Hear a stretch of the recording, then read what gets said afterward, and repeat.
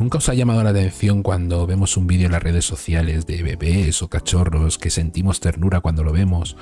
O cuando vemos un vídeo de una persona que se cae y pega un galletazo, nos hace gracia.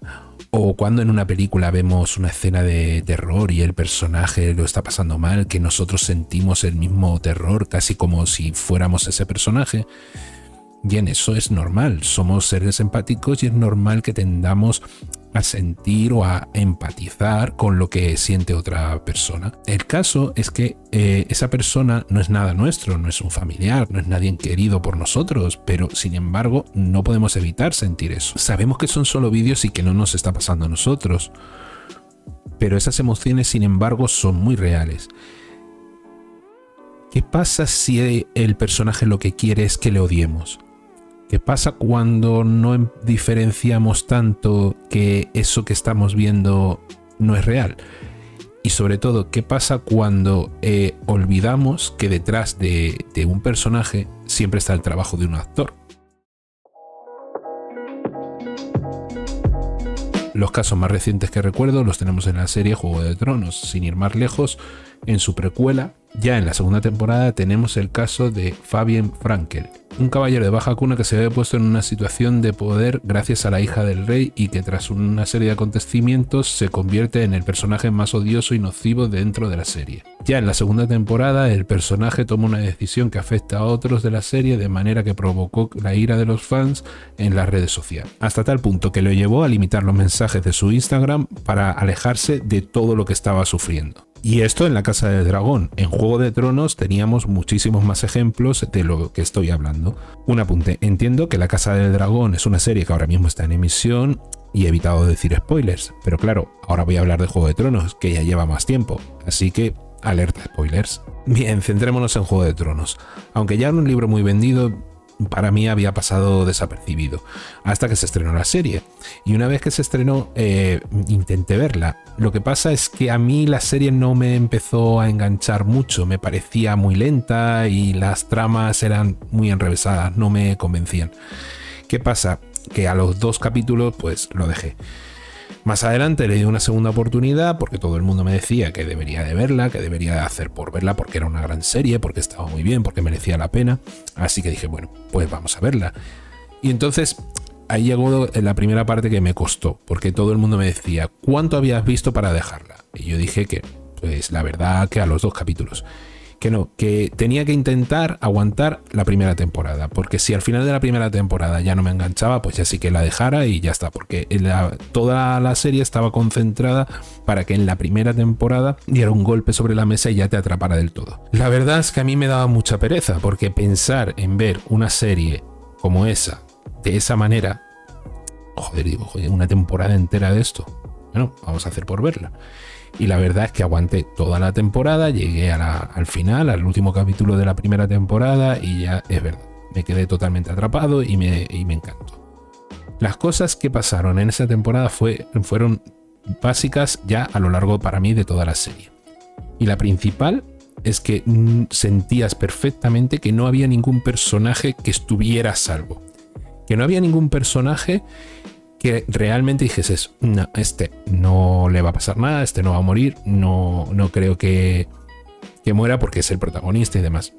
No, en Juego de Tronos no pasa eso. En Juego de Tronos normalmente si el personaje le coges cariño, al final termina muriendo. Pero bueno, eso es una de las cosas que yo creo que todos los que hemos visto la serie terminamos sintiendo, y es algo que merece la pena. Es decir, tú estás viendo la serie y no tienes garantías de que tu prota o el personaje que te gusta se vaya a salvar, con lo cual te implicas más en la serie y con lo cual te atrapa más.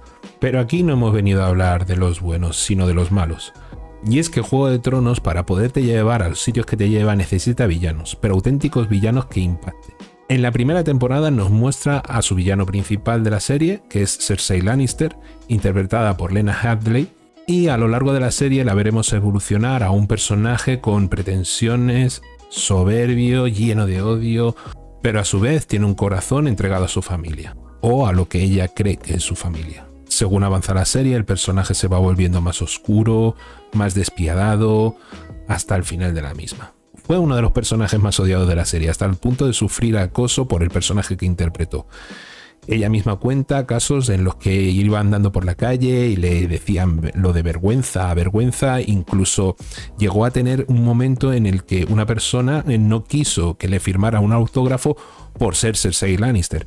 Es decir, era un fan de la serie que no quería el autógrafo de un actor de la serie porque interpretaba un personaje que no le gustaba en la serie. Bueno, hay de todo en esta vida. Durante estas primeras temporadas también tenemos otro de los personajes más odiados, que es Joffrey, que claramente estaba diseñado para ser odiado.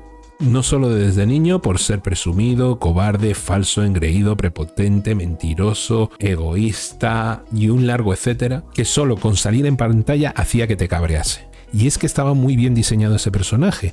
Todas las oportunidades que en guión se le daban para que el personaje se portara de una manera menos cruel, menos falsa y sobre todo menos odiosa, él las desaprovechaba. O sea, era una cosa increíble pensar que en el guión tú puedes crear situaciones para que ese personaje tenga las justificaciones suficientes para ser odiado.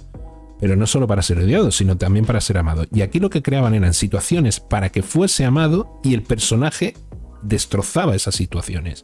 Era genial, un trabajo de guión bastante interesante desde el punto de vista de que no era un villano como tal, sino era un déspota, una persona que le daba exactamente igual todo y sobre todo le daba exactamente igual las personas, pero sobre todo era cruel con todo el mundo y consentido por sus allegados. Siempre me llamaba la atención cómo incluso antes de ser rey nadie le hacía entrar en razón de verdad. Los dos únicos personajes en toda la serie que se encaran con él de verdad son Tyrion y Tywin Lannister. Con Tywin, Joffrey sí se llegaba a chantar, era su abuelo y el que tenía verdadero poder en el reino, pero también es cierto que solo le corregía cuando le necesitaba sacar algo de él. Tyrion no, simplemente intentaba educarlo como un buen tío. Resultado, lo humillaba siempre que pudiese y una vez intentó matarlo. Pero esto no solo quedaba en su familia. Joffrey era un sádico que disfrutaba torturando a las mujeres. A Sansa la humilló todo lo que pudo cuando en su día la quería. Entre comillas, entendemos, porque este chaval no quería a nadie. Por esto y mil perlas más que nos van dando de él en las primeras temporadas, disfrutas como un niño viendo esa justicia poética cuando termina muriendo en su propia boda. Y es que no sientes ni una pizca de compasión por ese personaje, porque fue odioso y odiado por todo el mundo. El personaje. Jack Gleeson, el actor que hizo de Joffrey, no merecía lo que le terminó pasando.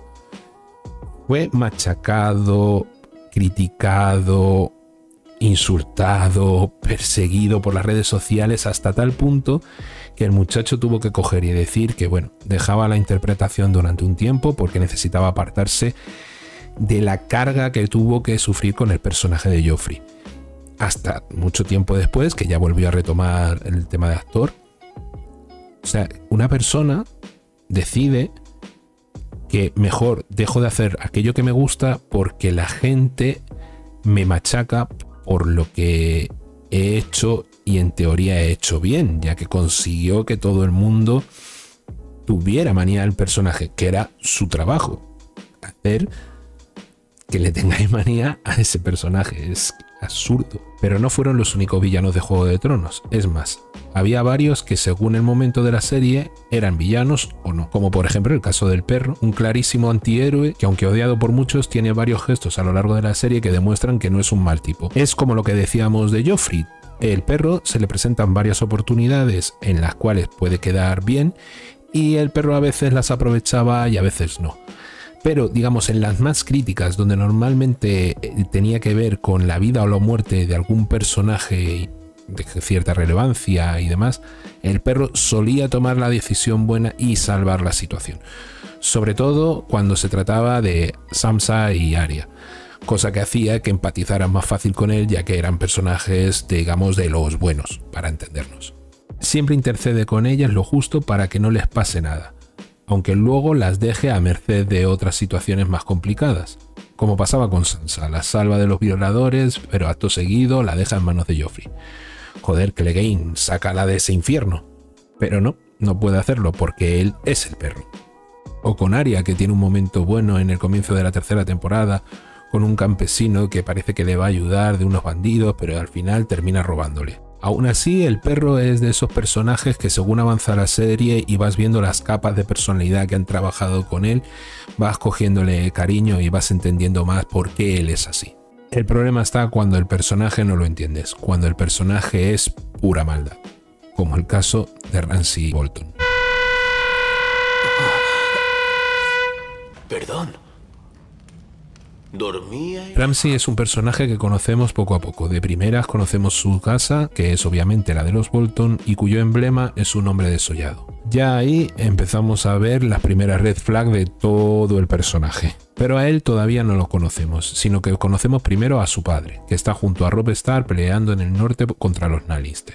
Según va avanzando la trama, Robb se entera de que los Greyjoy están atacando el norte y quiere repelerlos, pero no puede irse porque está peleando contra los Lannister y si se va terminaría perdiendo la guerra.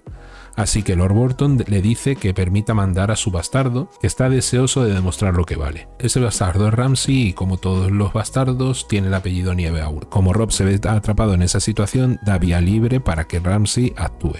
Ramsay es un sádico sin escrúpulos y tan retorcido que no te lo ves venir. Cuando consigue hacer rendirse a los hijos del hierro que están en Invernalia, lo hace prometiendo de que si entregan a Theon, ellos podrán irse en paz, cosa que no hace porque los mata a todos. Una vez que tiene a Theon, lo tortura de las formas más sádicas que se le ocurren. Y estamos hablando de una persona que tiene como emblema de su casa un hombre desollado y que su castillo se llama Fuerte Terror. Tela. Termina convirtiendo a Theon en un ser atemorizado, sumiso y totalmente dependiente de él, hasta el punto que incluso cuando le intentan salvar, él no quiere irse, se quiere quedar en la celda, él simplemente quiere que le dejen tranquilo porque está atemorizado y no quiere saber nada de nadie. Según avanza la serie y vemos cómo crece la ambición de Ramsay, vemos cómo termina traicionando a su padre, cómo humilla y trata a Sansa cuando le obliga a estar con él. Y los dos peores momentos del personaje, uno dicho por el propio actor, que fue en la escena de la violación de Sansa, y dos, para mí, el peor momento de Ramsay, que fue durante la batalla de los bastardos.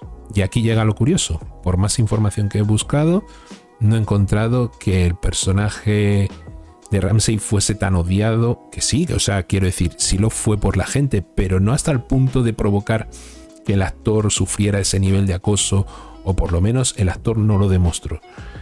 No sé si es que fue decisión de él o simplemente que no se le dio el bombo que se le dio con los otros dos actores, pero teniendo en cuenta lo salvaje de este personaje, me sorprende que no tuviera una repercusión igual que la que tuvo Joffrey o Cersei.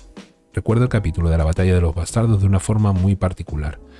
No por la batalla ni por las escenas, sino por los sentimientos que despertó en mí. Ya tenía a Ramsay más que atravesado antes de empezar. Verle frente a Jon Nieve era lo que esperaba porque por fin lo vería caer. La estrategia la tenía estudiada, pero claro, delante de semejante bestia no hay estrategia que valga. Ramsay se saca un nuevo as de depravado de la manga y manda al carajo todos los planes del equipo de Jon Nieve. Una vez terminada la batalla en la que parece que han perdido más de lo que han ganado, tienen a Ramsay preso. Este sigue con su juego de depravación. En ese momento no puedes odiarlo más hasta que llega a su final. ¿Y qué final? Hace que la muerte de Joffrey quedara en nada. Y de nuevo, otra vez, justicia poética que vuelva a pasar en esta muerte. Y no me quiero entrar en detalles porque de verdad que es que merece la pena verlo. Da igual que sepáis que muere, lo importante es verlo, porque es brutal, impresionante y disfrutón casi. Cuando unos personajes están bien construidos es normal que despierten en nosotros sentimientos, porque de eso va el séptimo arte, en ver cómo unos actores interpretan unos personajes ficticios y esos personajes hacen que se muevan emociones dentro de nosotros. Pero es que esa es la clave, crean personajes ficticios, no podemos tomarnos como que lo que está haciendo el actor es algo real. Es decir, no podemos tomarnos al pie de la letra que un actor que interpreta a un personaje que es un grandísimo hijo de puta, el actor lo es. No, el actor lo único que hace es su trabajo.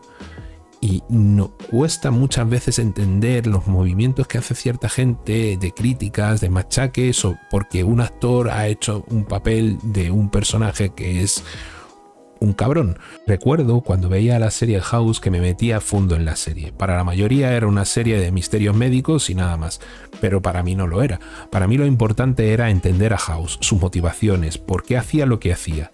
Y la serie no paraba de demostrarlo que de eso era lo que iba. Muchos de los capítulos ponían a House en situaciones donde no tenía mucho sentido lo que estaba pasando, y normalmente era porque la realidad se había visto afectada de una u otra manera. Pero eso era algo que normalmente se sabía desde el principio del capítulo. Algo ocurría, que te lo iban ocultando, y poco a poco ibas desgranando que se trataba de eso, de que la realidad estaba alterada. Por ejemplo, en el capítulo que le pegan un tiro, donde le llevan a operar y gracias a esa operación se le quita el dolor de la pierna, empieza a andar bien, pero durante todo el capítulo hay algo raro que te indica de que lo que está pasando en realidad no está pasando así, que hay algo que no encaja. Es el propio capítulo el que te lo indica. Pero hay un capítulo que no lo indica, y es en el capítulo donde, después de que House ha estado con Cady una noche, durante todo ese capítulo, House es consciente de que ha estado con Cady, pero Cady no lo ve así. Y claro, durante todo ese capítulo, el que está diciéndote, no, es que esto es así, porque esto ha pasado, simplemente es ella que no quiere reconocerlo, porque no quiere tener una relación en el trabajo, voy a hacer que lo reconozca.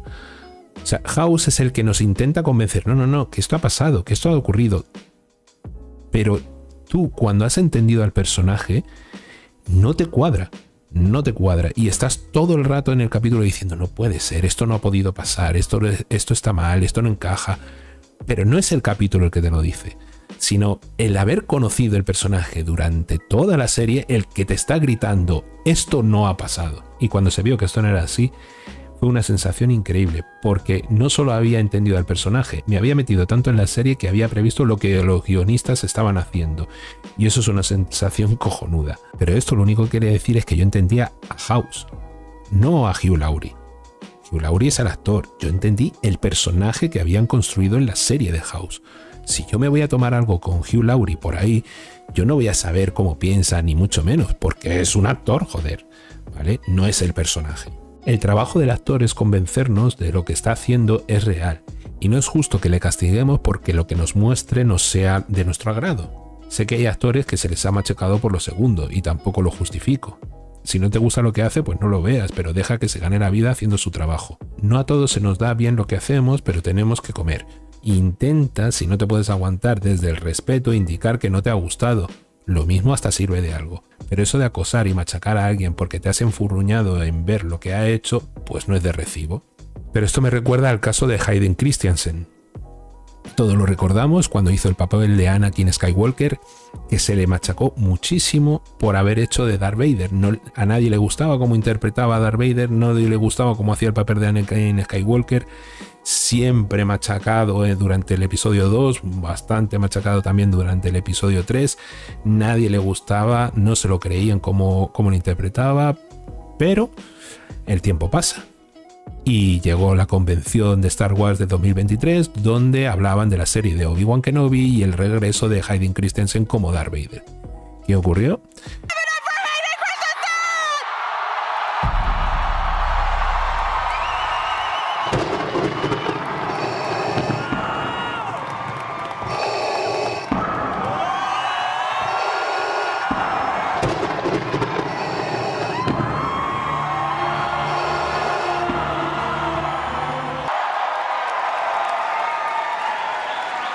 Man, you guys sure know how to make a guy feel good. That was very nice, thank you. We do. I love you guys too. Fue tal el aplauso que hasta el actor le conmovió. Teniendo en cuenta el machaque que tuvo, es sorprendente como el paso del tiempo hizo que olvidase lo malo y se quedaran con lo bueno. Y es lo que deberíamos de hacer todos. Poderte hoy en día dedicarte a algo que te gusta, joder, es muy difícil. Y ya bastante complicado es como para que encima te estén machacando y te quiten la ilusión por hacer aquello que te gusta. Y es que deberíamos de ser conscientes de que nuestras actitudes en las redes sociales en el mundo de hoy traen consecuencias. No todo el mundo está igual de preparado para soportar esas críticas que, aunque sean solo palabras, pueden terminar haciendo mucho daño a las personas que lo reciben. En resumen, el trabajo de los actores es convencernos de que lo que estamos viendo es real y no es justo que les castiguemos porque eso que nos muestran no nos guste, ya sea por su buen o mal trabajo haciéndolo. Debemos ser más conscientes de que las actitudes en las redes sociales tienen consecuencias y que no todo el mundo está preparado para soportar esas críticas destructivas. Es fundamental recordar que los personajes que odiamos son ficticios y que los actores solo están haciendo su trabajo. Valoremos su esfuerzo y permitámosles disfrutar de su profesión sin acoso ni derribo, porque al final todos nos merecemos dedicarnos a lo que nos apasiona sin ser atacados por ello. Un saludo y hasta la próxima.